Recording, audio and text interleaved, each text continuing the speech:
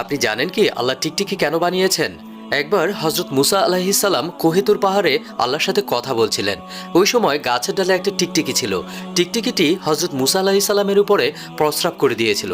মুসা আলাইহিস সালাম তখন অনেক রেগে গিয়েছিলেন এবং আল্লাহকে প্রশ্ন করলেন, হে আমার রব, আপনি টিকটিকি কেন বানিয়েছেন? এই টিকটিকি মানুষের কোনো উপকারে তো আসেই না। তারপর মহান আল্লাহ রাব্বুল আলামিন বলেন, হে মুসা, কিছুদিন আগে এই টিকটিকিটাও আমাকে একই প্রশ্ন করেছিল।